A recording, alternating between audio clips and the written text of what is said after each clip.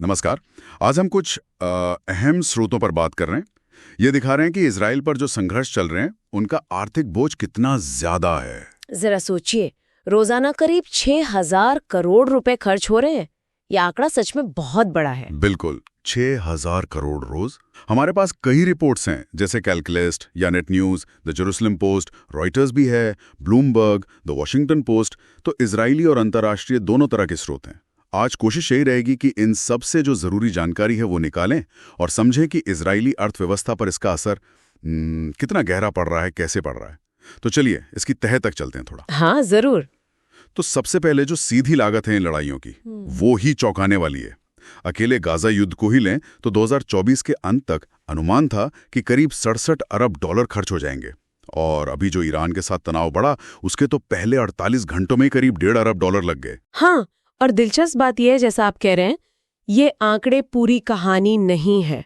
मतलब इसमें वो चीजें शामिल नहीं है जो दिखती नहीं, जैसे प्रोडक्शन में गिरावट आ गई या सप्लाई चेन टूट गए। वो नुकसान अलग है। वाईनेट न्यूज ने जैसे बताया, ईरान वाले संघर्ष में अब हर दिन, जैसा आपने कहा, करीब 6,000 करोड़ रुपए, और उसमें से भी 2,500 करोड़ रुपए से ज्यादा तो सिर्फ क्या कहते हैं, ईंधन और हथियारों पर ही जा रहे हैं। अच्छा। और फिर सैनिकों का खर्च भी तो है। 3 लाख से ज्यादा रिजर्व सैनिकों को बुलाया गया था। वित्त मंत्रालय का डेटा है कि अगर 1 लाख सैनिक भी ड्यूटी पर हों तो रोज का खर्च करीब 270 करोड़ रुपए, ये सिर्फ उनके वेतन और इंतजाम पर है। और फिर लगभग इतना ही नुकसान कारोबार बंद होने से होता है। बिल्कुल सही, ये दौरा झटका है एक तरह से। और इसका असर वो देश के बजट पर साफ साफ दिख रहा है। रक्षा बजट देखिए, 2 साल में लगभग डबल हो गया है। 2025 में अनुमान है कि ये 31 अरब डॉलर तक पहुंच जाएगा। मतलब जीडीपी का करीब 7%। 7%? ये तो बहुत ज्यादा है। यूक्रेन के बाद दुनिया में सबसे ज्यादा शायद। जी हाँ, बिल्कुल। और इसी वजह से जो बजट घाटा है वो बढ़कर जीडीपी के लगभग 5% तक पहुंच गया है। कैलिलिस्ट की रिपोर्ट में एक और बात थी कि जो नागरिक संपत्ति का नुकसान हुआ है उसका मुआवजा देना पड़ रहा है, और ये पैसा मुआवजा कोष से जा रहा है। तो इससे देश पर कर्ज और बढ़ रहा है। हाँ, वो भी एक बड़ा पहलू है। और साथ ही अर्थव्यवस्था की जो विकास दर है उसका अनुमान भी घटा दिया। पहले 4.3% था, अब 3.6% कर दिया है। तो एक तरफ खर्चा आसमान छू रहा है, दूसरी तरफ कमाई की उम्मीदें कम हो रही हैं। और ये सिर्फ इजराइल की अंदरूनी बात नहीं है, इसका असर बाहर भी पड़ सकता है। जैसे वैश्विक तेल सप्लाई, खासकर जो स्ट्रेट ऑफ हॉर्मुज से गुजरती है, वो खतरे में आ सकती है, कीमतें बढ़ सकती हैं। हालांकि एक बात ये भी है कि ईरान अभी भी, मतलब चीन जैसे देशों को काफी तेल बेच रहा है। रिपोर्ट्स के मुताबिक 2023 में उसने तेल से करीब 35 अरब डॉलर कमाए थे। अच्छा, इस बीच द जेरूसलम पोस्ट बता रहा है कि वहां का जो कारोबारी समुदाय है वो लगातार कह रहा है कि बाजार बंद मत करो।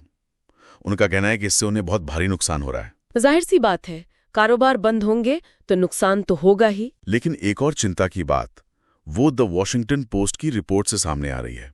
ये सीधे लड़ाई की क्षमता से जुड़ी है। हाँ, वो रिपोर्ट इशारा कर रही है कि इजराइल के पास जो इंटरसेप्टर मिसाइलें हैं उनका स्टॉक तेजी से घट रहा है। कुछ एक्सपर्ट्स तो ये भी कह रहे हैं कि अगर अमेरिका से मदद ना मिले तो शायद ये डिफेंस सिर्फ 10 या 12 दिन ही चल पाए। सिर्फ 10-12 दिन? ये तो बहुत कम है। हाँ, और दूसरी तरफ ईरान ने दावा किया है कि उसने फत्ताह-1 नाम की हाइपरसोनिक मिसाइल दागी है। मतलब आवाज की रफ्तार से कई गुना तेज। तो ये स्थिति को और पेचीदा बना देता है। तो इसका कुल मिलाकर मतलब क्या समझे? तस्वीर तो यही बन रही है कि इजरायली अर्थव्यवस्था पर कई तरफ से एक साथ बहुत भारी दबाव है। सीधी लड़ाई का खर्च है, बजट घाटा बढ़ रहा है, आर्थिक विकास धीमा हो गया है, और अब ये जरूरी रक्षा संसाधनों की कमी का खतरा भी। हाँ, संक्षेप में कहें तो ये सारे स्रोत यही दिखा रहे हैं कि ये जो संघर्ष चल रहे हैं ये इजराइल के अर्थव्यवस्था पर अभूतपूर्व दबाव डाल रहे हैं। लागत बहुत ज्यादा है, बजट का संतुलन बिगड़ चुका है, और देश के भविष्य की आर्थिक संभावनाओं पर, खासकर शिक्षा और स्वास्थ्य जैसे क्षेत्रों के लिए बड़े सवाल खड़े हो रहे हैं। ये समझना वाकई जरूरी है, क्योंकि देखिए, किसी एक देश में अगर इस लेवल की आर्थिक अस्थिरता आती है तो उसका असर सिर्फ वहीं तक नहीं रहता, इसका असर पूरी वैश्विक अर्थव्यवस्था पर भी पड़ सकता है। बिल्कुल। और यहाँ एक विचार है सोचने के लिए।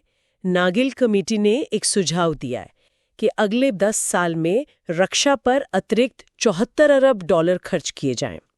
अब सवाल ये है कि अगर ये संघर्ष इसी तरह चलते रहे तो इजराइल को अपनी जो लंबी अवधि की आर्थिक ज़रूरतें हैं और जो फौरी सुरक्षा की चुनौतियां हैं, इनके बीच कैसा मुश्किल संतुलन साधना पड़ेगा, ये देखने वाली बात होगी।